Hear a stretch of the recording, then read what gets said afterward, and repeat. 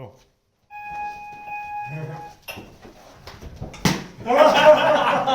Take one! Good. Yeah, we all have to be social distance anyway. Action. Cheers, there's a coffee here for you, Paul. That's right. Nice one. Now, Now, I just we all make sure everyone's in. Yeah, all in, yeah. All good. Are we all looking pretty? Which camera? Sure. Can you see that? Which camera are we looking at? Okay. Well, either. Well, hello guys. Welcome to SBG. What date are we? What's today's date? 23rd. 23rd of October. 23rd of October. First time ever doing a podcast here in the gym. We're all just going to chat as openly as we can about everything and that comes up. See where the conversation goes. And welcome down. You all have a coffee. And this is our first podcast. It doesn't have to go anywhere. We could keep it between ourselves. But let's see where it goes. So, I suppose the biggest topic in the world right now, coronavirus, if that's the starting point that anyone wants to kick off with. Yeah, corona. I didn't know Ireland was the only European country at the moment to go back into a full lockdown. Yeah. I only saw that today. They think they're setting a precedent, but certainly are cancelling all our competitions. Yeah. There's no jiu-jitsu, no powerlifting, no MMA, no nothing. No, James, there's a petition out there that's got 50,000, 60,000 signatures, Yeah, and it's but gone nowhere. It's Keep the gyms open, is it? yeah. And RTE featured 2 gym owners last night, 2 prominent gym owners. Yeah. So it's all over the news, it's all over social media, but they're prepared to keep the off licenses open, but not the gyms. It was talked about in the Dáil actually, because I know Tipperary TV had actually brought it up, and he had addressed the Taoiseach with it, and he just didn't entertain it at all. yeah, I was trying to get what happened. What I seen on the social media, they were trying to get traction for mental health. Yeah. But then somebody now has come out and said that if the gym is given so much help Emphasis towards on- mental health as what people like ourselves are saying, which it actually does, then they wouldn't be prescribing antidepressants. Or kind of taking it a bit too far, on the side of Yeah. medical stance as opposed to what it actually does for mental health. So I think it kind of batted it back a wee bit to what people want. For sure, That's in your way. Yeah. Yeah. Jim! What you think, Mo? Normally when I come in this place, it's Jim not agrees. nice in my face, But Corona, from my point of view, for the purposes of the podcast, I suppose I'm 2 weeks out from the National Championships powerlifting, which were cancelled 2 days ago. I would say. They were cancelled. They're not classed as elite masters or anything? No, can't. Under the Sport Ireland rules, we cannot. We've tried every avenue of becoming an elite athlete, and no matter what way they word it, they're trying to make us senior county players equivalent. No, so it's cancelled, and I have 2 weeks of peak left to do. I'm trying to get that motivation to Finish it. finish it. Is getting a bit harder, but look, we'll crack on and we'll do it. So in about 3 weeks, I could be phoning 1, 2, 3, 4 guys to stand around me for a squat spot. Out in the smallest shed in the world, which is hard to get these all in. Yeah. Actually, as well, guys, this does go out to anyone that doesn't know any of the boys. A quick introduction, I suppose. So, we're all teammates here in SBG Clonmel. Right now, obviously, the gym is closed with the new level 5 restrictions. And again, we're doing this podcast just to bring a bit of insight, a bit of entertainment, something to do, just to have a chat and make the most of the time. And hopefully, some people might find it interesting. And we'd like to talk about some interesting shit, I suppose. But I'm Colin Maher, the owner of SBG here at Clonmel. For those who don't know me, we have Andy Lass. So introduce yourself, guys. Yeah, Andy Lass is my name. Been a member with Colin there in SBG Clonmel for about 3 years now. So yeah. Paul McLaren, the SBG member, probably a member here now just over a year. Yeah. And so Andy, you're a blue belt. Yeah, I probably got my blue belt there last year from Colin and John Kavanagh. So that was a huge honour to get that. Hard earned, Really hard earned. I was so surprised that night. It was Yeah. crazy experience. It's class. Yeah, and Paul, you're a world champion powerlifter. I've gone over to the dark side, as it were. I'm coming now to try jiu-jitsu. I decided to take it on because my children, both members of SBG, Two little killers, yeah. probably one of the most addictive things apart from powerlifting. I've been powerlifting on and off now. I'm a 30-year veteran. Been to multiple world championships, multiple European championships. The list goes on, but I decided to do this thinking something different. I didn't know what to expect, and to be honest, it is probably, as I just said, the most addictive thing I've done. Like between, I don't know, it's not for the beauty of the sport. It's not for the I throw a punch, you catch a punch, as you might see in the films. It's There is something very addictive, I find. yeah, but it's like, the comeback. It's like a boomerang. Like Yeah. you can leave. Like it's the, I don't know, the It's hardness up of and it. The how hard it's been. The arm bars, the choke and all, but to come back and constantly, Want more. consistently, Yeah. want more. It's Like so it- addictive, yeah. It's from that point of view, yeah. brilliant. it's like from my eyes looking at like from all the students I've had that have come in and out over the years, as well as growing up in the sport and my experiences in it. There's something very primitive about it that kind of clicks with people. Once it's thought in the right way and you're not like shell shocked and introduced to it and too much too soon, I think. But it's. You know, it's in us as a species, as a human. You know that fighting it's a natural instinct. You see it in every animal on planet Earth, and the way dogs fight. It's like there's something clicks. There's something very real about it. You don't need a football, a stick, or any type of tool to play. It's you and learning how to use your body to the best of your ability. And I think it teaches you a lot about yourself, because I think everyone can a lot of people can coach through life have never had that experience where they've where it's like. Another person can bring you to that, make you feel like so humble, close to death, but in a gentle way. Where it makes you think, it makes you look at yourself differently. Like you can go your whole life. I see grown men come in there a lot. Like they come in, they could be a lifetime of lifting weights. They are healthy, active. They're gym goers. They look in great shape. But that's brilliant for your health and confidence, general well-being. But when it comes down to the self-defense and that kind of mindset, where it's like better to be I always say better to be a soldier in a garden than a gardener in a war. But have the tools and have to use them, but they're ready and they give you the confidence. When you're walking down the street, God forbid something did happen, you could be a nice person in the world at the wrong place, wrong time, and it's giving you the confidence knowing that if something did happen, I have a strong likelihood of being able to protect myself better than the average person. That doesn't do, because when you do come in.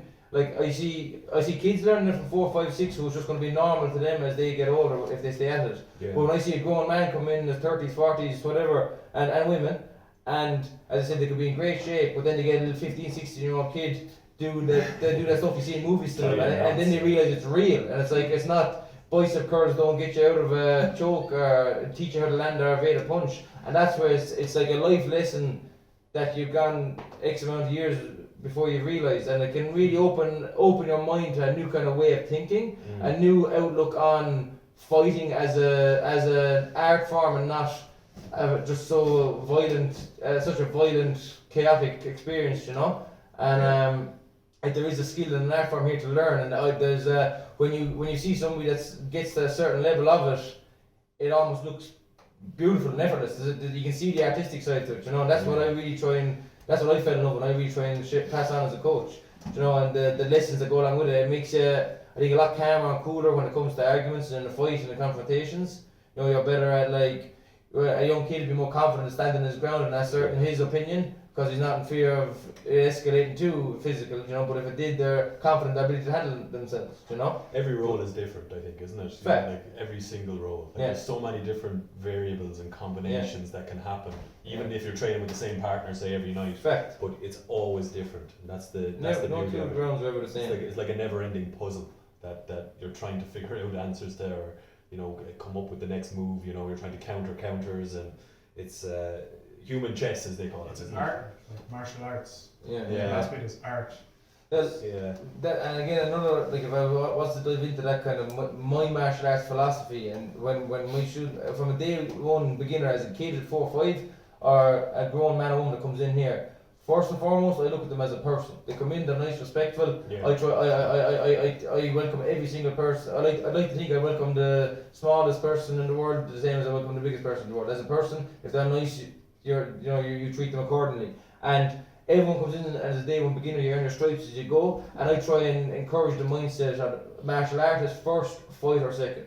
Because what I see, as far as the levels that you see within the gym and the different skill levels on each individual athlete in here, it's like, you know, the point I'm trying to make is the guy that comes in that he wants to be the next McGregor next week, he's not going to be here in a month's time. Do you get me? Yeah. Whereas the guy that comes in, those days are gone. exactly, because it quickly dawns on him how much work there is to get to any level. Yeah. Whereas I see the guy that comes in and he's got a family, a full-time job, and he just wants to learn something new. He's open-minded, and he's here once, twice a week. But that guy would be here in 2 years' time, 3 years' time, and that's the guy who, you know, I always, as Bruce Lee said, I fear not the man who once threw 10,000 kicks, but the man who threw one kick 10,000 times. There's consistency is key with that, and then the good habits and routines to see the results and getting to those goals. And that's the guy who will get his blue belt or purple belt or go up the levels through time, you know, because he enjoys it. And that's the secret ingredient is enjoying it, because if it's fun, you're going to want to be here, and that's what's going to, you know, like as I say, when you get to the point where you don't have to, you hear people have to motivate themselves to go to the gym or go training. Like I can't understand that mindset anymore, because I'm so heavily in this my whole life now. It's like I get to go to the gym, I get to train, it's fun, it's a part of my day, you know, getting to go and hang out with my friends and train. And that's the other aspect then with martial arts, in comparison to, we'll say, just your general weights and fitness, is that game aspect with your teammates. When you're like, I try to catch you, you try to catch me, almost like two monkeys wrestling, you know. And but again, in a trained, safe environment, you know, where you can do it every day and show up again tomorrow without being too beat up, you know. And again, with any simulated war nearly. Yeah. Every night in the gym you die, you tap out, you go again. That's the fun. That's the fun part. And then the other aspect, like I was saying about the weightlifting is still a huge aspect of what we do. Like I try to build athletes in here. If you're a human being, you have 2 arms, and you're lucky enough to have 2 arms, 2 legs, we try and train you. That's your vehicle. I try and get the most out of it as a human, as an athlete, for health and longevity in your life, as well as injury prevention, maximising performance, health and well-being. And then if you're an athlete or sport specific, then that's when we dive into that and cater to certain things more, you know. But like the 7 days in the week, 24 hours in the day, you know, you get in whenever you can. It's up to you as a grown person to balance your own shit outside the gym so you can get to the gym. Because if you can't get to the gym, it's not your coach's job to drag you out of bed and rip you. You know, you have to take responsibility for your own, I suppose, life and decisions outside here. You win that fight and get everything else balanced, your job, your relationships, and once all that is running smooth and you win that fight, it's easy to get in every day and every week and keep training and keep in routine. When that's messy, that's when you're getting pulled left, right and centre, and that's when the results start happening and the head's messy and this, that and the other. I see it all the time with people with different things. I've been through it myself. And you know, those who show grow, as I said, the 7 days in a week, we're trying to build a complete athlete. If you run the road 7 days a week, again, if that's what gives you, if that's what fills your, you know, passion and enjoyment every day, power to you. But from a sports science point of view and longevity and all that, I'm looking at, like, you become good at one particular thing. You're building, you know, slow twitch muscles. Again, it's good for the mind.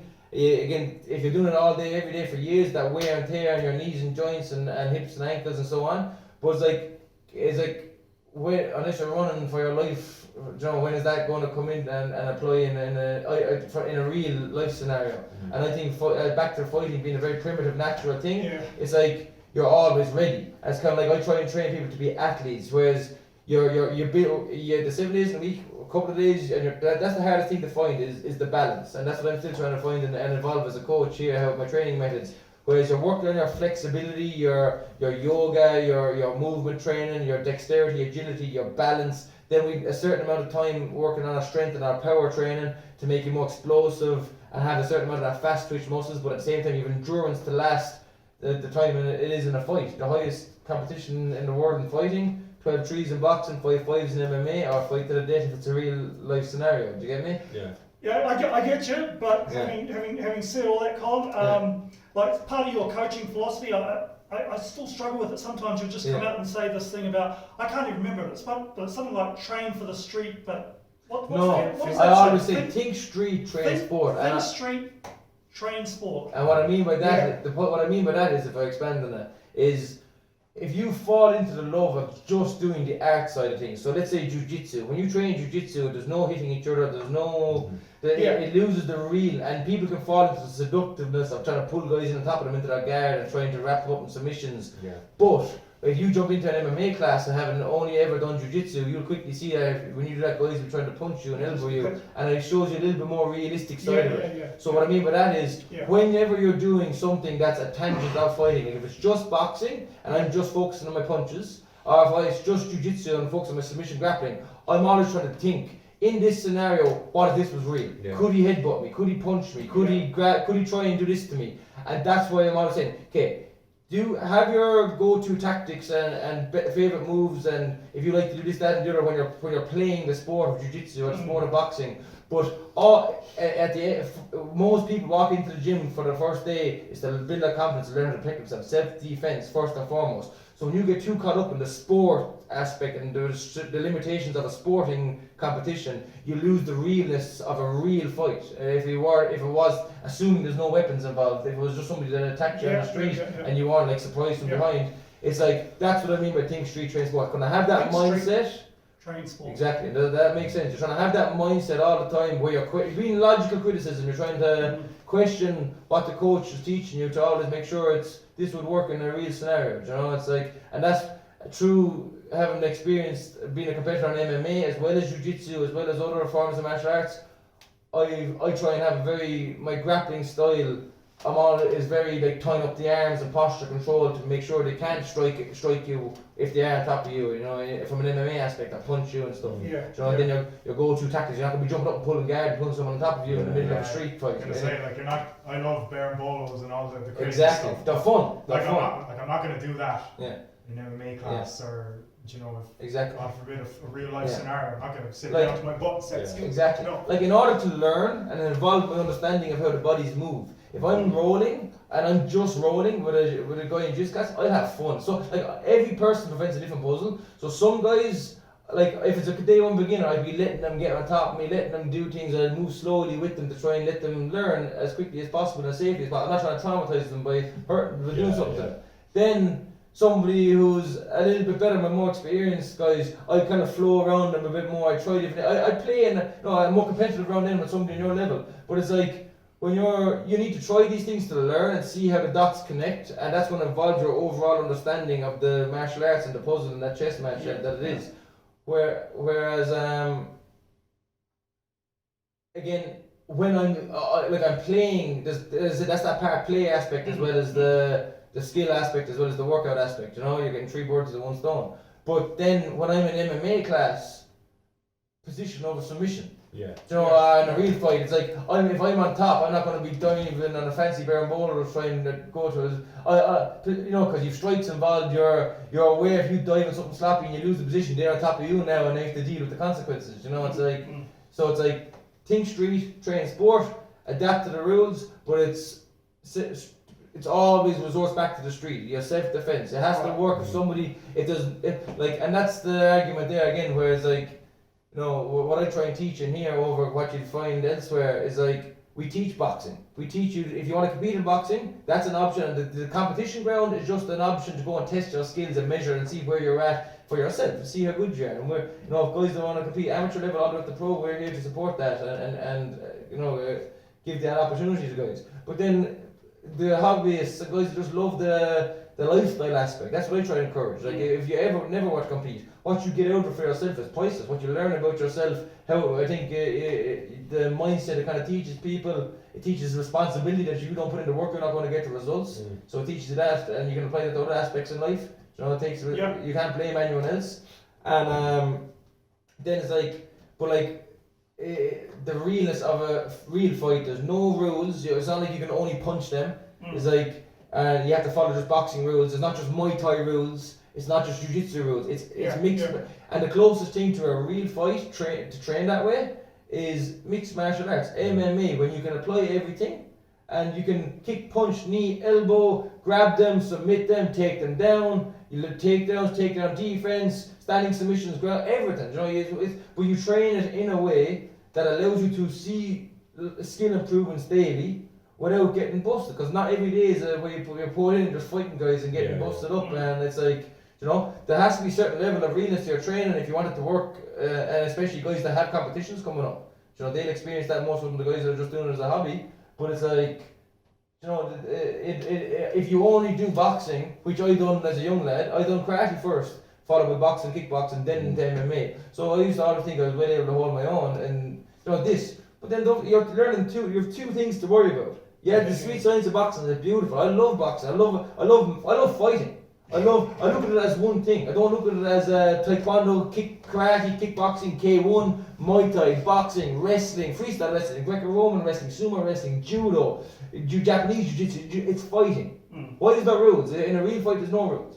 It's like, assuming there's no weapons, and that's what Krav Maga had. They do all the disarming knives and guns and stuff, and kneeing the balls and this, that. But it's like, and you get that knucklehead street mentality, just headbutt your knee in the balls. If you trip over your 2 left feet if you haven't trained. You know, it's like, if a trained athlete can time a knee to your chest or face, in a real fight he knows he can knee you in the balls or headbutt you. It's like, it's training your body to be ready and adaptable to the scenario. If you call yourself the best in the world, there's 8 billion people on planet Earth. You line up every single person in front of you one by one until the fight's over. You have to have a style. The best style is no style. A style that can adapt to beat the puzzle that's in front of you. Whether they're tall and lanky, whether they're short and stocky wrestler, whether they try to punch you, kick you, elbow you, knee, clinch with you, take you down. You know, they're southpaw orthodox. Their timing, their rhythm, and how they move, their weight. You can't argue, but you can't hit in the back of the head, or you can't, you know, punch below the waist. You can't, you know, because that's, again, think street, train sport. But the beauty in learning how to fight completely is, like, because there's so much going on in MMA and there's so much going on in a real fight,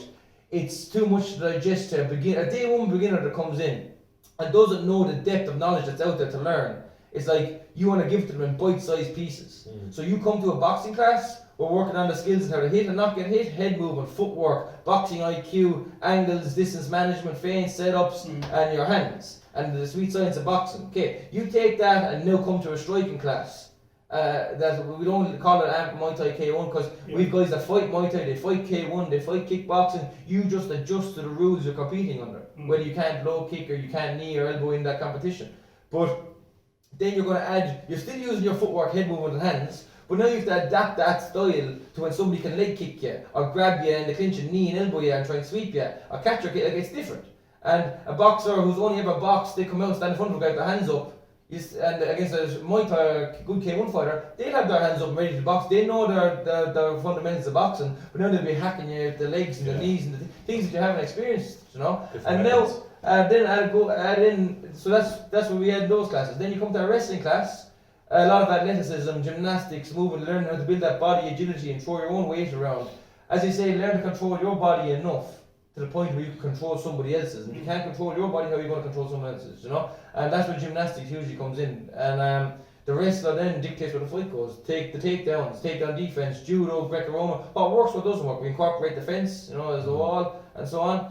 Because there's 4 aspects to any one fight. The striking aspect out in the open, the clinch aspect when you're in the open, and then the clinch aspect when you're against the fence. It's a different type of clinch when you're pressing somebody against a wall, and then the ground aspect, you know? And we train all of them. So the wrestling class, as I said, then we're just focusing on wrestling. You learn the fundamental takedowns. Then the jiu-jitsu class is gi and no gi. The gi just simulates real clothes. If you're wearing a jacket or pants with a belt and jeans, you know, you can grab it and you grab someone's sleeve to control them and use the collar to choke them. So that's where the gi comes in, so your clothes don't get torn every day in training. Then the no gi is shorts and t-shirt. You know, it's just more grip based and grappling. It's a little more slippier and slidier. And but they both complement each other. You learn things in one, you don't learn in the other, which opens your mind to a new way of thinking. If you limit your training, you're limiting what your ability to learn new knowledge, and you can apply it. I don't try and control how people evolve their style or how they think. I try and give you what I've learned from my lessons and my information that I've gathered over my experience, and let you become your own martial artist, and again add your own uniqueness to your style. You know, and you have to try and figure out that puzzle that to make, if you want to be a world champion, what do I need to, how do I put these tools together to be able to beat those 8 billion people if they were to line up in front of me? You know, and it's like, that's the way I'd be trying to think myself, to evolve my skills as well as try and encourage it. Because it makes it fun. It's a game against yourself. You're not doing it for anyone else. It's just you and yourself. And then we have our strength and conditioning classes to add that meat on the muscle to protect, make the body be able to take that pound in training. And like you get that guy who's extremely skilled but weak and small and scrawny, if there's any conditioning, but he's hugely intelligent in the martial arts. But then versus the guy who's very little intelligence, a very little skill set, but he's a freak athlete, extremely strong. Yeah. They kind of balance each other out to an extent. The skill will prevail, I think, when the level gets to high enough. But it's you get the guy who has the balance of both of them. That's twice as dangerous. Yeah. Skill and athletic, And so that's the discipline, knowing what you need to do to get the results of doing it, Yeah. And then the MMA classes in here, then that's beginners can come in and come to any class and learn the fundamentals safely. Like a boxing class, you're not going to be sparring beyond your depth in any class, bar the MMA classes. That's what and even at that, everyone's trained and humble in here to the point where they can adjust their skill level to keep it competitive and help you learn, but they're not going to be hurting or being a bully or injuring you.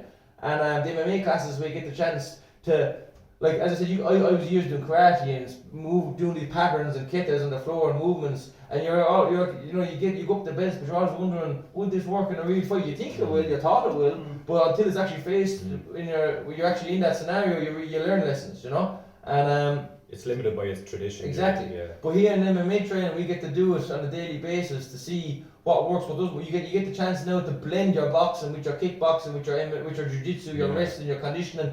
And now it's like, right, let's just fight now. There's no rules. We're just fighting. And it's like, but we're doing it safely. We're not knocking each other out. We're not cutting each other. We're doing it extremely competitive, pushing the pace to that limit where we can make it real, but still finish this training session safe and sound, and show up again and improve tomorrow. And there's a realness to it. There's a competitive, fun, athletic sportness side to it. And then it really shows you what does and does not work in a real fight. And what I think is when you the first thing that you notice when you come in here to a gym like this is the safety aspect of it. Obviously, everybody has to have their guards on, whether you're wearing shin pads, gloves, gum shields, things like that. And even the way you're talking about all the different classes that you have, that the way training is done is in such a safe environment. And again, obviously the focus is it is on self-defense, and it is on the different disciplines of martial arts that you're teaching, but there is that fun aspect of it again. Like it's like you can get caught up in a really good round with somebody, and it's like somebody's going to grab my neck, and that's me dead in a real life scenario. But now I have to figure out that puzzle. But I can high five and fist bump my partner again, and let's go again, and let's do it again. It's the safety aspect of it that is really, I think, a lot of the time for people who don't know the sport, I think it's often seen as a kind of a meathead kind of this kind of an attitude, but it couldn't be further from the truth when you walk in here, and like Paul was just saying there, his boys are here, my young boy Alex is here, and I've seen changes in him, that have just been amazing, and it's all down just to the mentality of the people here, first of all. I think you hit the nail on the head with the structure of the class. I found it incredible that, like, I've seen the boys they've done taekwondo before, any martial art, and it was, as you said, it was patterns, it was all about dancing, shadow boxing. But you come in here, for me, I'm going to say as a master, which is over a certain age, where learning new skills, learning new skills, particularly physical skills, against guys half our age isn't easy. But you go in, and the coach, Colin or Frank or whoever Andy might be taking class, and they're showing you the drill. But my first day when we done when you go 1, 2, 3, 4, 5. Oh, isolation round. Where's he going with this here? Number 1, stand out, and the next thing, say Sean here comes up, and we're what the fuck? But it was great. But like I think the first time it happened to me, I tapped for not being able to breathe for the cardio. Somebody was on your mount or something. Just the scramble to get away from me. Get off me. Claustrophobia, because they're not used to that. I only want to be honest, when I first joined, it was active recovery from Yeah. powerlifting. Yeah. I just wanted to be able to Move. bit of cardio and a bit of recovery, Yeah. and so one night turned into two, turned into buying a gi, turned into doing a first fight, breaking a jaw, coming back. You know what I mean? Like I'm here now, and I'm like, Jiu-jitsu, it only takes one hit. I'm nearly 47 years of age, Yeah. but I'm sitting here among equals. Different skill set, purple belts, pro fighters, blue belts, and so on. But it's that aspect that for me, it's not all, just one aspect of it that's making me come back. Like I've now taken on PTs, and the other day, I never thought I'd do it. I'm not a fighting man, as I say. And I was offered, would you like to spar? So we put on gloves and it was Yeah. But I have to say, albeit for my cardio and lack of skills, I went down home to the missus and it was just, oh my god, I'm after doing this, I'm after doing that. Yeah. Like I probably didn't lift my leg higher than that. you were awesome. But from that, I think the opportunities are endless. Yeah. There's no limit to how good you can be, how happy you can be in doing what you're doing. Because the actual, not getting into this mental health thing, because people are just throwing it out there now like willy-nilly. Yeah. It actually helps you relax. Yeah. Believe it or not, when you It puts you in the moment. Yes. You're not if, you thinking don't of listen, if I anything don't listen to like your this. voice, I'm finished. Yeah. Or if I don't listen to your, when we're rolling, before that moment, it's like, you're if you're thinking about fucking tomorrow's meat for the dinner, it's not gonna happen. Like, Yeah. but the sheer enjoyment for a master and being able to do it at this age, to learn how to do it, but to be somebody going, do it, like, Can I give you a compliment as well? more, like, To all of you here, You it's like it takes you, and I know it does, and that's the big. I try and create that welcoming, friendly, safe environment where, because I know how daunting it can be for a day one beginner or even a grown man to come into a martial arts gym with the reputation that can be out there within the society, you know. And it's kind of like you'll be sick of lads saying hello to you and high fiving you when you come in. You know, it's like it's very so. It's the opposite. And the biggest thing is people that I hear it out there all the time, and I fully understand that. But it's like you have to understand that if your mindset is like, I can't go in there because I'll just get beat up by everyone. It's like, that's not the way we train and how it's going to be if you do come in. That's not going to be your first experience. Now, again, it all depends on what you want to do. I'll try my best to educate you and encourage you to train in all areas, but it's up to, none of that happens unless you can come in and get yourself to the gym and get into the classes.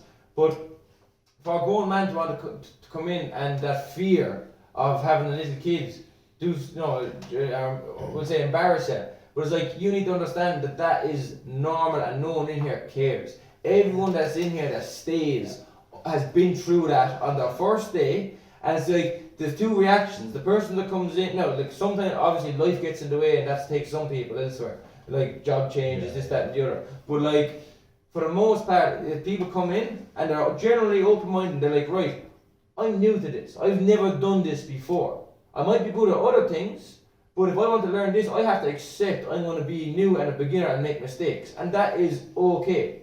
The coaches have been through it themselves to become where they are.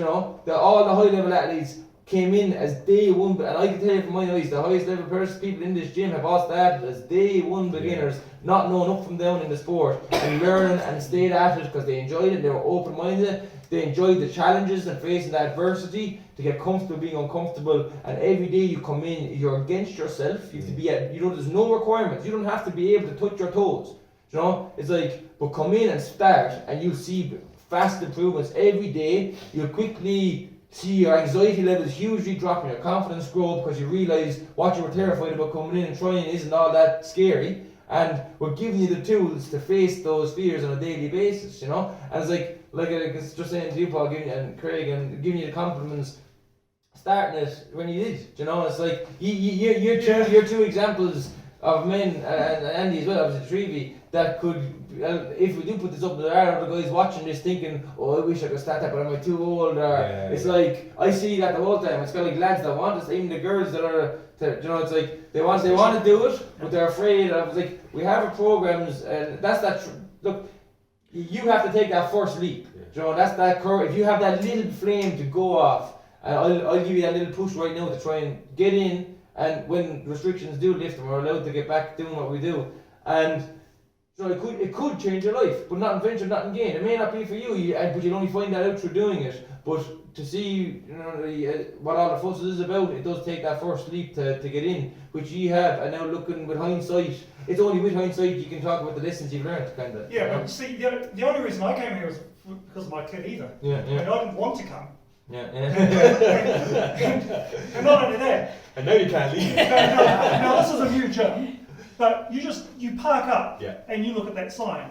That's intimidating enough to put people off. fact. Yeah. Fact. Yeah. And that's my biggest obstacle as a coach. Now, obviously, the gym has trebled and quadrupled in the last couple of years since we came to Clonmel, and things are going great. But it's like you hear the amount of messages I get on a daily basis of people just terrified about coming up, and they need that little push from me to even get them, to walk in the door. Yeah. But when they do, the feedback I get a month down the line, or 6 weeks down, they can't leave the place. I'm kicking them out of the gym because they're here all day.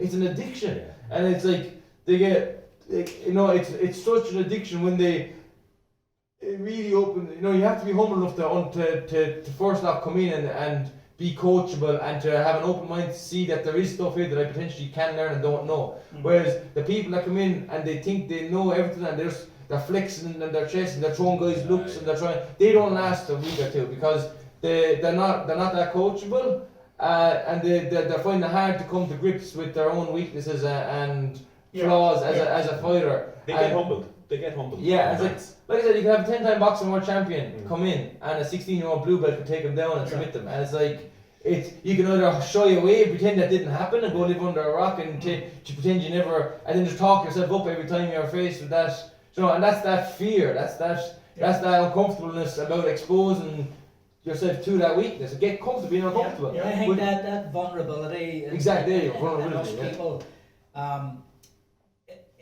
you're either going to deal with that. I think if you come in here and you can't deal with that vulnerability, I don't even think that the sport of here is for you, if you know what I mean. Yeah. Like I can deadlift nearly 4 times body weight. Yeah. But there's even any two of my kids can put me in an uncompromising position. Yeah. Your strength.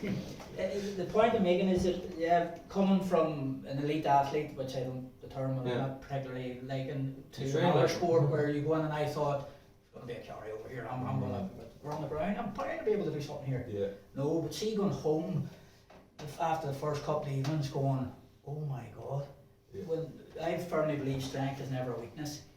But in this case, my strength was a weakness because you're trying to bull boys, and I think I don't know who it was the first time I done a live round, and I could just see them counting 1, 2, 3, he's going to gas. No, I was like, and hanging off for dear life. But I think the point is, you need to be able to test yourself. Yeah. You need to be able to take, I'm not saying the beating in the physical selves, but your ego needs to take a beating. Yeah. If you think for 1 minute that you're going to come in and be a know-it-all, or that kind of mentality, you want to be able to take it, roll with it, and know that you're going to get better. Like there's days like throwing the key in the corner, I'm not fucking going, but genuinely now, because some days you get it, some days you some days you're a hammer, some days you're a nail. Especially I think it's not putting us two down, but as older athletes, it's harder stuff to sink and pick, and when there's guys maybe doing stuff easier and maybe technically better, and you're going, why can't I get that way? That for me is going, it's making me as a jiu-jitsu practitioner come back, and I am buying into the lifestyle of it, the actual philosophy of jiu-jitsu, the gentle art, but at the same time go to the ground and you can not do damage to somebody, but you can competitively like neutralise them, somebody from punching the head. I think it's fascinating. The whole concept of it all, like really, as somebody who's probably played rugby and other sports, being an Australian, I'd say you've played a fair few sports. I'm not going to buy it. But no, I mean, look, if you think about it, even a normal gym is intimidating. Yeah. Let alone an MMA gym. But can I argue that I do believe like when what makes part of the environment in here, and I it took me when I first started coaching and I had a gym, say a few years ago, to that first group of lads that we had, they were all just mates training together. As more and more people joined the gym as they grew and grew, that was the biggest thing, trying to maintain that laid back, friendly, carefree environment where no one comes in to tarnish that, because you are coming in to learn, to most people, a very scary, hostile thing. But understanding that there is a place where you can, they're new. They're not like old gyms where you can come and learn that at a high level in a fun, safe way. And I would argue as well that it's like, I do believe martial arts is for everyone as a human being. Why? Because I may never find myself accidentally fall into a soccer match, but I might accidentally at some point fall into a fight. And it's like, do you get me? It's like, it's a natural thing. It's like, it's like people that completely turn their head and nose up at it. It's like, you could be the nicest person in the world and just walking down the street in this day and age, and you could be me, the wrong guy having a bad day, and you're the target, Especially in Palmetto. But it's like, but those guys that have caused that trouble, they're not the guys in here. Exactly. The guys out flexing and causing trouble and thinking that they're the little hard boy, they're not the guys that come in here and quickly realise that the nicest little kid who's in the world getting A's in his homework, he's the guy that'll fuck you up. He's the guy that's in here training every day, and he's a really nice young lad. And he doesn't go around starting fights, but he's the guy he's ready if you make a mistake. And that's the beauty of it again. It's like, when you opened up, I was straight down. When you were down in the first gym in Clonmel, I know it wasn't your first gym, but it was the first gym in Clonmel. I was like, I have to go.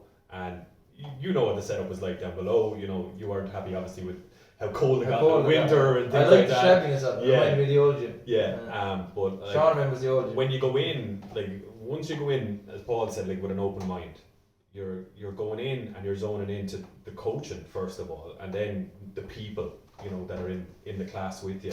And I think that was the most that was the easiest way for me anyway to come back again the next day. Was every person I met that night was cool, and it was just interesting. It was really, really friendly vibe when you go into the gym. Yeah, you get choked out, you get armbarred, you get triangled, you get all these things happening to you, and you want more. And that's the real addictive property, I think, of it. It's the comeback, it's the boomerang effect. Yeah. You can throw it away, but you're going to come back. Yeah. But the proof is in, for me, that same, I started it a week before the John Kavanagh seminar, actually. That's right, yeah. So I went down, it's really the children and the reaction of kids. There's not many people, I've played GA a lot throughout my life, I've brought my kids to GA. But never the coaching, just bringing up the point that you brought up about the coaching, it's the coaching aspect. You can't learn that. You can't get that out of a book. I can't go to now decide to be a coach, and that was no derogatory against GA, by the way. But it's the familiar with each kid, the gentleness with each kid. Like I never foreseen me bringing my children to Dublin to fight. Effectively, jiu-jitsu is a fight. You're going like the butterflies, but the whole day mimicked the training. It was the same. The emotions. Yeah, but the team emphasis, even though you're out there and you're on the mat on your own, but the coaching and the gentleness of it for such you're exposing your children to a certain level of violence, which I personally think in today's society is a good thing. In some respects, men are becoming less men. I think we're too sheltered. We're expected to be snowflakes. But this fairy tale world, and you grow up and face the reality of what it actually is. But that was a big thing for me, was to see how my kids were not like standing and watching them and talking to different people and then going, geez, I'm going to give this a go. I had a friend lined up to come as a buddy, comfort blanket for me. Yeah. I remember I remember watching you watching the classes. Especially watching Sean and Connor, because obviously Alex is kind of rolling with the guys as well, and I could see you were so interested in it actually, even at that early stage. But when Colin moved into that first gym, I had to go down there, and then I had to tell Alex about it straight away, and he was like, "What's that?" Because I tried to bring him to hurling, tried to bring him to football, Gaelic, you name it. And he had a hurley there and he was cutting daisies with it. And then I told him jiu-jitsu, I want that. And then he got hooked on it. What I see in that is I can remember my own experiences. I was never unreal, but I was never bad either. I was always an average at most sports growing up. And I remember you could be any quality when it comes to selection, even in GA squads and stuff. You know, I see a young lad who can be 10 years of age with the ball, and you know he fucks up, and you get everyone on the sideline fucking and cursing, and that young lad's never going to want a 10-year-old. Yeah. He's never going to want to take another shot at the ball again, Yeah. you know, because he's afraid of making the mistake, getting slandered for it. Whereas in here, our best competitor is as strong as our most newest day one beginner. Yeah. Do you get me? It's like, because we train, it couldn't be any more of a team on a day-to-day basis in preparation for anything. But then obviously you're competing as an individual, do you know? Yeah. But And even competing in the gym, say, Yeah. you know, and it could only just be kind of roles or watching people roll. You don't actually get that, oh, I'm going to cheer for Paul and Sean's going to, you know, cheer for Craig. It's kind of like, come on, lads. It's like they're both doing really, really cool things, and it's kind of a collective, you know, support rather than picking a side. Yeah, but like even that, like the kids one when they go away, there could be kids from the same gym competing against each other, as in this gym here, and you're just looking at the lads on the sideline, and they're like, it's unbelievable. Yeah. You know, the reaction of children. I think we have a lot to learn from the kids. Learned a lot from the kids' classes and the reactions in a competitive nature. But yeah, I mean, SBG. I think we're going back to you get people going across the threshold. It's certainly not what you think it is. Do you agree? Would you think? From my eyes, that's the feedback I've gotten from 99% of my students that came in here, and like 99% of anyone that's like the amount of people that come in, and assuming that life outside allows them to, they're all still here. Anyone that isn't still here, just college or life takes them elsewhere at work, you know. And it's like that's the feedback I've gotten of hundreds of people from day one. You know, it's like, and it's the feedback I give myself, knowing from my experiences growing up that I've had from my coaches. You know, and I'm fortunate enough to have been around some very high level coaches and experienced coaches and fighters throughout my life. To, you know, and like it's my biggest passion in life. Yeah. And I just want to try and educate other people, because it was never here before. It was never here when I was growing up. I found it by accident, you know, far away. And it's like to be able to share my lessons that have helped me hugely, to be able to share that with anyone that wants to learn it. You know, I don't force it on anyone, only those that want to come here and learn it. You can see that passion within you as well, and it comes across all the time. You know, just having chats and conversations with you, and I think that's a huge aspect of it, Colin, is that you know, you have a very infectious personality, and that's probably a weird thing to say now in these kind of times, but I mean that obviously in the best possible way. COVID Colin. Nobody has COVID. But you know, it's a product. Yeah, it is. It's to make it sound like I'm buying what they're selling, and I'm not on about lessons. But it's the person. You're buying into it. Do you know what I mean? You're doing teaching classes now. He's blue belt doing MMA. You do the whole lot as well, don't you? No. You do drab. You do a fair bit. I'll do a wee bit here. But we do it because, like, I'm not a fighting man. Yeah. But there's no such thing as not being a fighting man. I think everybody's a fighting man. They just don't know it. But I can come in. I've gone to the stage now where I've done PTs because I want to progress so much, because it's mostly jiu-jitsu is the one that interests me a lot. But now I'm doing pad work and doing them too. But only because you give me the confidence to want to try it. Yeah. I wouldn't come in here and go, I want to hit pads, I want to do this, take you down and try and chance my arm. But it's because you said, I'm not going to hit you hard, I can control this class. Which for 47-year-old, that I don't want to get black and blue because of my job and stand in front of the public, but you're selling it to me as I'm lapping it up in the sense that that's probably the difference with you and all of your members, I suppose, as well, is that you have so many different types of member that somebody wants they want to be, you know, the next McGregor, they want to be a pro MMA fighter if that's their goal. You know, other people like the social and the sport aspect of it, but that's why I encourage martial arts first, fighter second. Because it's a primitive, natural human. It's a life skill, like swimming and martial arts are two things that can potentially save your life. You know, and you know it's just it's in you. You look back at the caveman times, two lads start fighting, you can guarantee the other lads start watching and cheering them on. You know, it's like it's just natural. You know. Just what you said, Andy, about Colin is being infectious, I suppose. Like you got me. Like I I'm was COVID playing related, not rugby. COVID.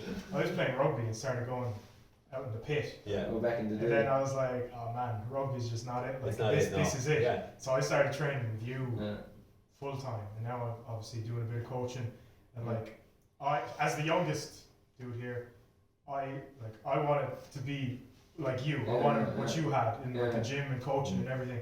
And then he came along, and like there's bits of all of you. Like I want to be like you when I'm your age. I want to be like you when I'm your, you know. You meet some cool people. Exactly. That's really like cool the gym. Well, I'm 15 years in Clonmel. I just this day been phoned to come up and participate in a podcast. But before, you know what I mean? It only took me 15 years to get here. Yeah. And that was through And like you were enrolled in the SPG. Well, like, remember you were saying how you only came up as a bit of active recovery Yeah. when like a year or two, and now compete. Just and over everything. here, yeah. and now you're here filming a podcast. Yeah. And competed. Yeah, with these four heads like. I could definitely say I'll be doing this for the rest of my life. As long as the wheels don't fall off, as they say. But But like, that goes back to what I was saying, like about being for everyone. And I try to encourage that martial art is first, fighter second. Because if you never competed ever in your life, what you get out of it for yourself, as far as the way you start think, I believe everyone starts to think differently as they keep evolving. Now, only true, you face a little bit of adversity that you expose yourself to every day you come in here, you know, a kind of controlled amount. And that makes you see things from a new set of eyes, because you start having those questions and thoughts with yourself to handle those emotions and not get flustered and you know, not having an emotional reaction to that doesn't go your way. And it puts a lot of, it really teaches people, I think, the biggest thing it teaches you is that level of self-responsibility for your outcomes in your life. Because you can't, like, unlike certain team sports, when there's 15 guys fighting for the win, and the win falls on everyone's shoulders, not just you, you know. And it's kind of like if you lose, it's not all on you. It's kind of shared flaws, you know. Whereas in martial arts, you have no one to blame. You can't fake it. Yeah. You either know it or you don't. You know, and it's like and you can pretend you know it and talk it up outside of here. But if you come in here, you'll actually fight. You're not fighting day one guys after that don't know. There's levels. There's guys that are here a few days, a few There's weeks, levels, a few yeah. months, a few years. And they're all sound. You have the beauty to test your skill safely against everyone to see how good you actually are. You'll meet guys that you can already beat on day one because you'll be just more athletic than them or more skilled. Then naturally, then you'll beat guys who give you a good competition, and then guys and girls who can, you know, who are way smaller and younger than you, but can do whatever they want to you. And that's a lesson in itself. And it's like, you know, it's like it teaches you that you've no one else to blame for you things not going your way. It's all on you whether you do well. It's all on you whether you don't do well. But and martial arts teaches you, and the belts and the stripe system is there to show you a track record of improvement, and it teaches you that if you show up and lose, and start sulking because you're not the best in the world on your first day and you can't beat guys who are training years longer than you, that's a delusional way of thinking. You know, it's because it's not like you are new to it. He's training X amount of years. You know, how do you expect to just come in and beat him? That's ignorant. You should think that. Whereas it's ego. It's all ego. Whereas if you're coachable, I'll tell you, show up again tomorrow, you'll be better than you are today. And it's like through a few weeks, even after your first couple of classes, you learn a couple of fundamental concepts and tools. You're not going to learn enough to see this magic death punch. You're going to learn to beat everyone. It's like what? No, it's like you're sharpening the toolbox. You know the tools. And it's like you in the beginning, people are tunnel vision. They're flustered. They're panicky. They're not focused on their breathing. They're tense and they're round ends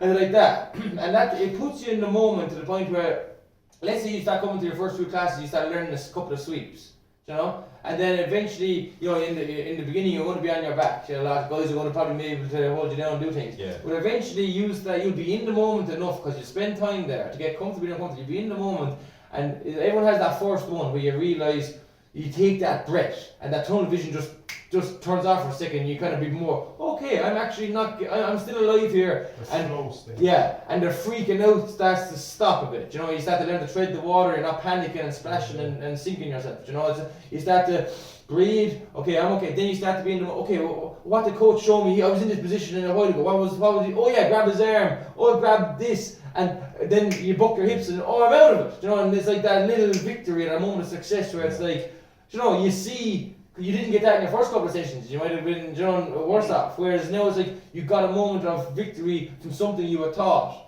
and it's like learning chords then on a guitar. I like that example or analogy because it makes a lot of sense to me. Whereas like you're learning your chords, that's learning your individual moves, a submission, a takedown, a guard pass, a sweep. Then you can start, that's the white belt phase. After enough time invested, you can start stringing those chords smoother into sentences, but they're still a bit jittery, and it's not that you're reading them off the paper still. That's that blue belt phase. You have the tools, you have a good batch of tools to work with, and you're starting to slowly try and connect the dots. The pro fluid flowy purple belt phase is where you can start playing. You're playing songs, and you're not reading them off the page. It looks like you can play the guitar, and it sounds smooth. That, and then the brown and black belt phase, you're writing poetry in your own music and you're singing with it, and it's like it looks at another level of effort, making it look effortless, and and that's distinctive and clear to see when you are in that environment every day training, and you can test yourselves against the different belts and watch them, and the proof is in the pudding. There's no arguing it. It's out there for people to see. You can look it up, the World Championships on YouTube, and it's all there, and you can see your progress, you can see, and that's why it makes that little flame where you have a couple of weeks of hardship and you have that moment of success. You catch your first sweep, your first submission, your first takedown with a technique that you were taught, and that puts trust in your coach and the classes and the things that you're learning, because you can actually see that what they're teaching you is applicable in a real fight scenario through time spent and racking up that 10,000 hours. Get comfortable, being uncomfortable, and you spend time behind the wheel to build your timing and awareness, and your mental aspect, your awareness and calmness within the chaos, to apply the actual physical side of it.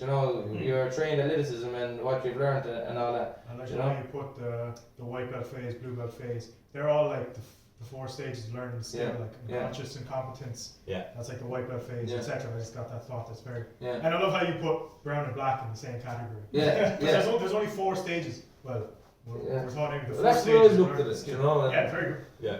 Very good. And- I think. And look, I guess.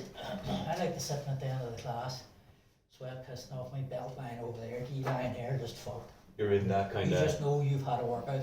Yeah. As a workout, like you've had a workout. It's almost like a trance, isn't it? It's like, and then you might just zone into 2 lads rolling, then, or it's just like gone. Or then when you're Is there a name for that? No. you're sitting at home then watching. For that trance that you're in, when you're just Watching. after a roll and you're just. Fucked. Certainly my case would be fucked.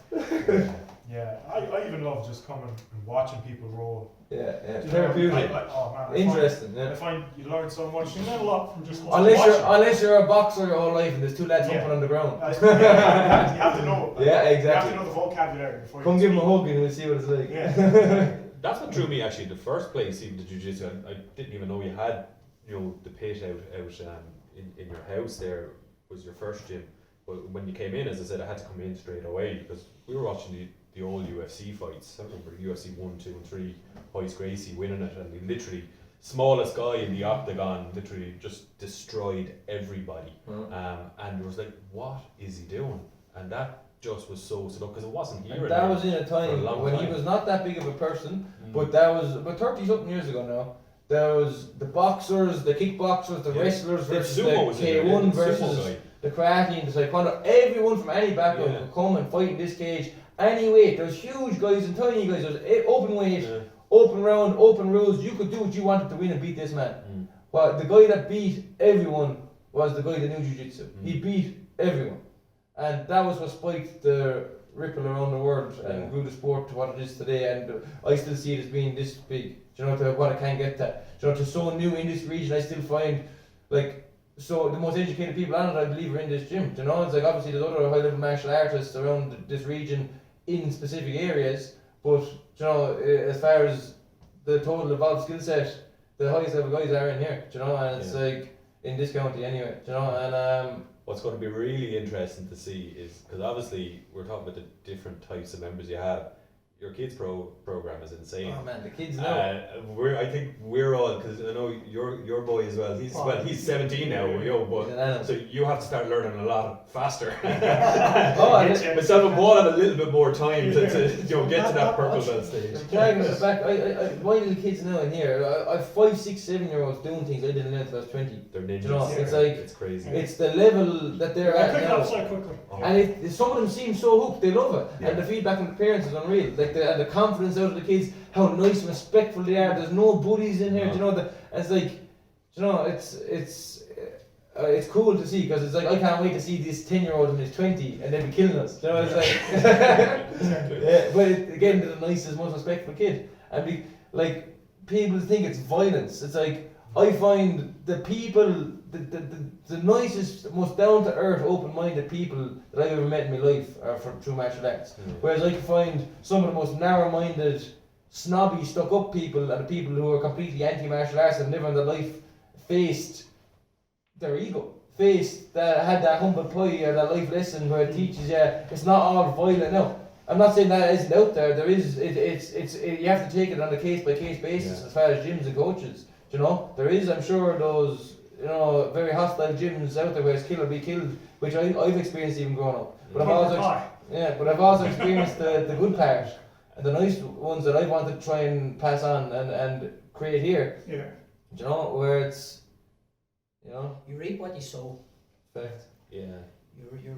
You're the classes from the adults, yes, but in time with the kids classes and the ones that are coming through, like if you take a certain percentage and it'll stay right through to the end, Jesus Christ.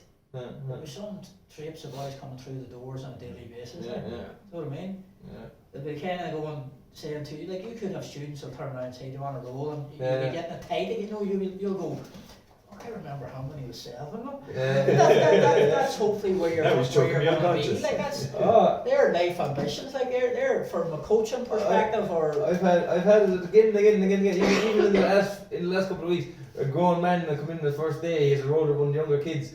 It happened to me recently there, like Callum. Yeah. Callum Crow, he's only like 13. Mm. And he manhandled this new chap came in, lovely chap came in the first day, and he enjoyed the class, he came back since, and he's still here training. But he had a little round with Callum on the first day, and he came up to me and what age is that young lad there?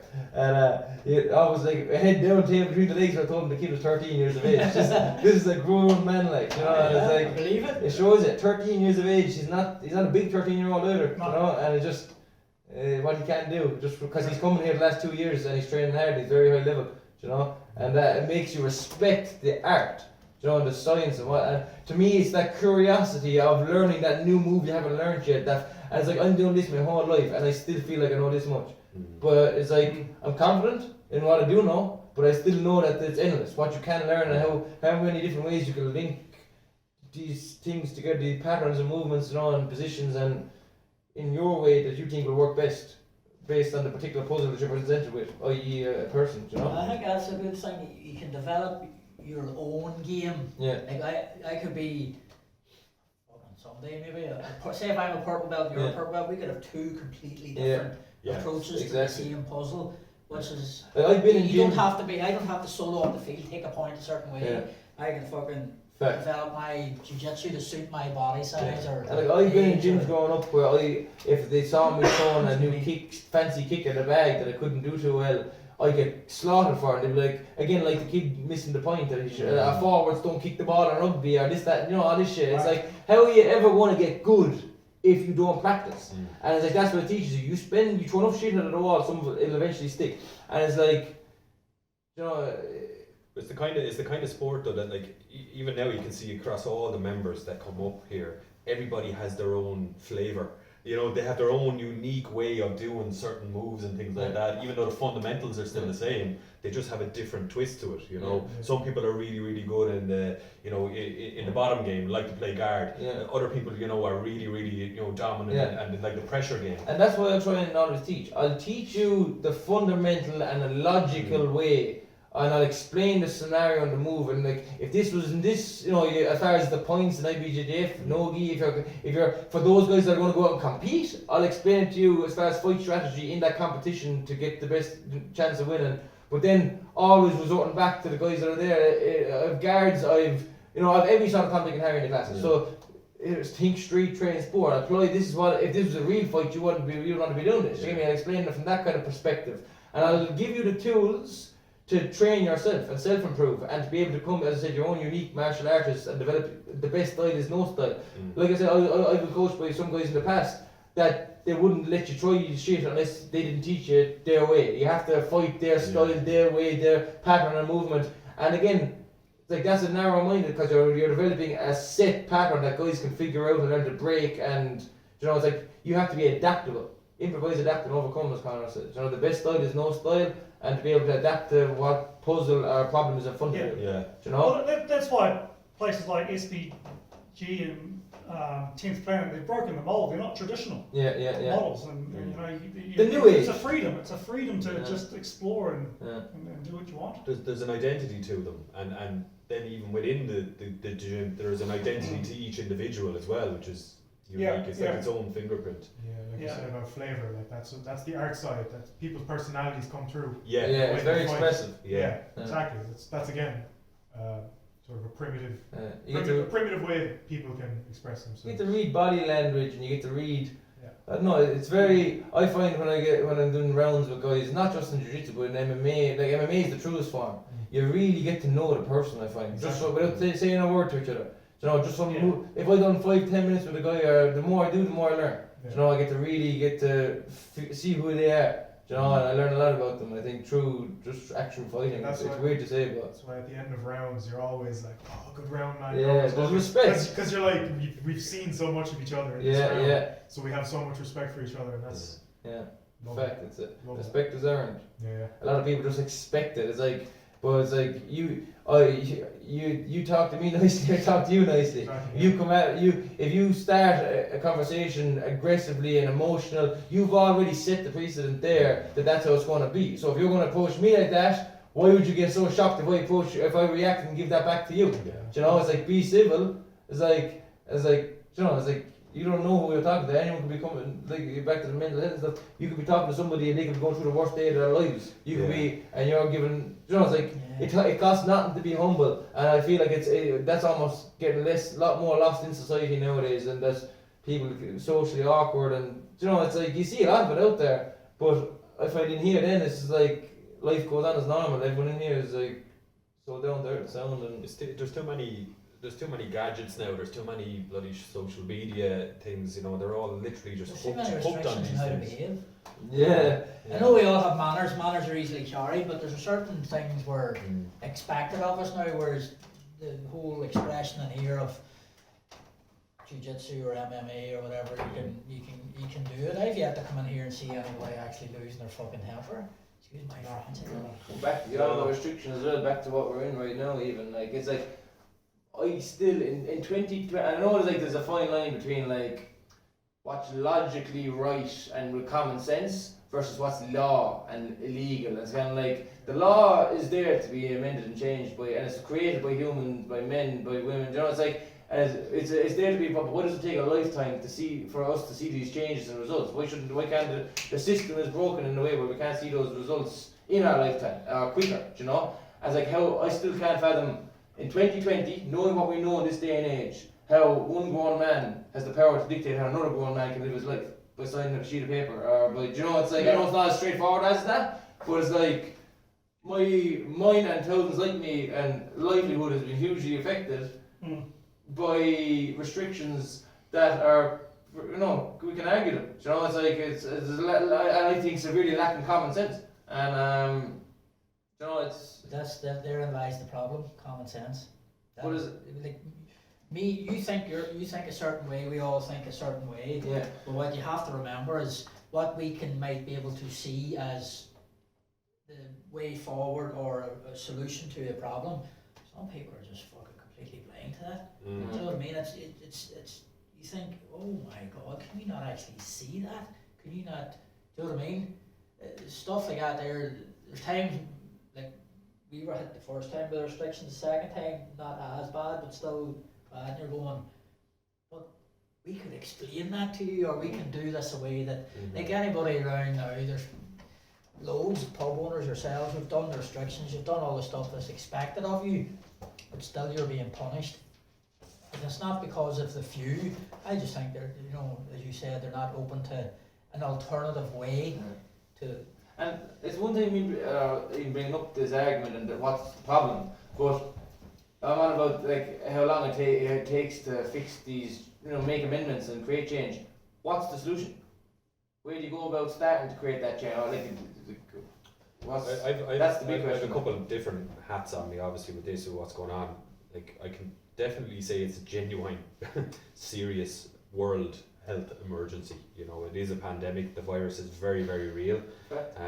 And you know, the people that we have to protect are the elderly, the vulnerable, the medically vulnerable, people with underlying health conditions. We do definitely need to protect them. There needs to be, I suppose, it is just my own opinion on it, there needs to be elements of compliance with it, but we've heard all the politicians as well say that we're going to have to live with the virus as well. This, you know, level 5, this second round of level 5 restrictions seems very, very unfair to a lot of people who have put a lot of time and money into their businesses and who are, you know, genuinely trying to comply with the regulations so that we can protect these people. But it just literally seems to be, And you know, that no, you can't do that. the restrictions are so contradictory now. And I was watching even a documentary in the Dáil, that one of the debates in the Dáil online, and they just no was their answer to wanting to make any amendments to the restrictions. And it's like they just is that ego? Is like, no, I have the power, I'm not making the change, or like it's like a little boy kind of mentality, like, you know, it's like The answer in the Dáil was that they don't want people congregating. But you're a gym owner. The first thing that you did once that was in was that, okay, this is what we have to do. We're going to put in pods in. And then new levels of restriction came in, so it was individual training, and you complied with that. And now it's like, no, now you have to close. They can take the restrictions necessary to send kids to school, but they can't. I can't take the same ones. Yeah. Do you know, it's like to have them in here. It's like an 18-year-old is like can go down to an off license. You're off. You're not at work. Here's €300 a week. The off licenses are open. You can go down and buy a thing of whiskey and sit at home and drink it in the middle of the day. But you can't. A grown consenting adult can't come in and get a do a fitness class in a sanitized gym with PPE and social distancing and the works. You know, it's like it's like taking what precautions we can. It's like a grown consenting adult can't, and it's affecting. Because we're not. I don't personally believe we're living with COVID. We're not living with COVID. No. This is not. No. This is Temporary. reaction. We're very much a it's actually reactive a reaction, society, and we're reacting at the behest of people that cannot be questioned.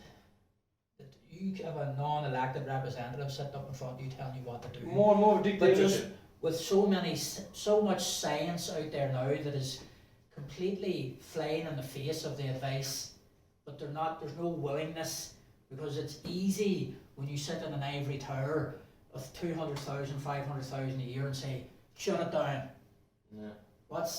There's no comeback on your life when you take that decision. They don't see you. I do get the whole vulnerability, but you cannot close a society down of healthy, happy people to protect the minority when so many months down the line, these happy, healthy people will become a completely different animal. They cannot close the society, you know, but the thing is, they did. And it's like, I've guards that train in here who are completely against the restrictions, but they're just normal sound people who have to go to work and earn a job, and they have to do what they're told to do. You know, they have to enforce it. Because and it's not open, you see, there's no open debate. When Tony Houlihan comes on TV, it's, you're not doing this, you're not, and you have to, instead of... And Halloween is cancelled. Yeah, they need to be more...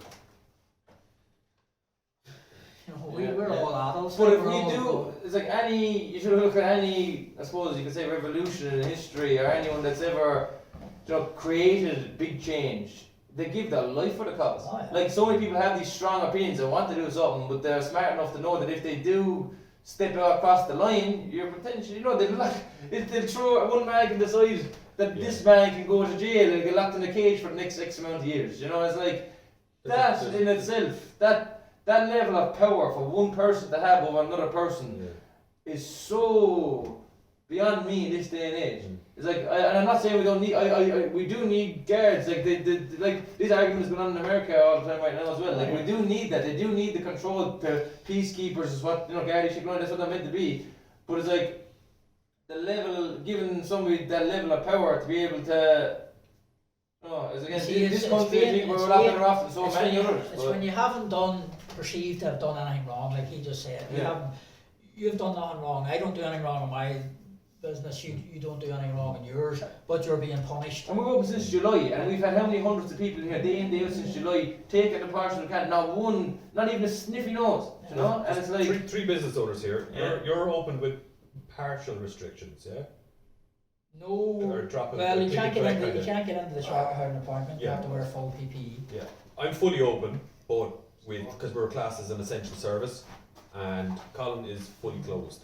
I mean, like there's nearly like 3 different levels of And restriction. I'll have more people or non-restriction, through the just door. with us. Kind So- of. Yeah, I know it's a difficult one. Like. It's frustrating, you know. And I know other business owners as well around town here in Clonmel, and they're so upset with the restrictions. Until they sit down and have me, and use at the other side of, with your scientific fact and opinion, and get to some happy middle ground where we can't face into 2021 open, closed, open, closed, open, closed, open, closed. You can't keep because going that way. it no. will be You one can't. still paying rent, still paying everything else. That's It's like, it. But you see, it's, and this is the cynic in me, it's easier to sacrifice the private sector, because when the stuff opens up again, it will be the private sector that brings the public sector, pays the price for the Mr. Houlihan and his Decisions.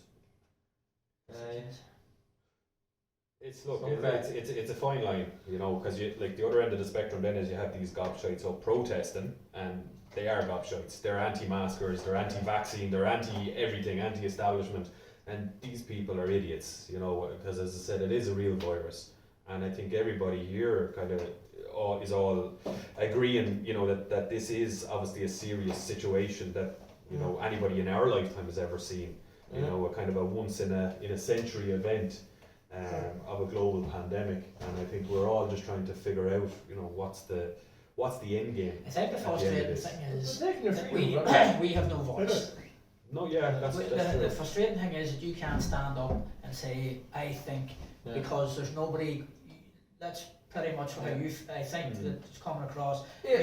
There's massive frustrating. decisions being made about your life, all our lives, but Yeah. you can't stand up and go, Hold on a second. hold on a minute here, we're doing everything that's expected of us, Yeah.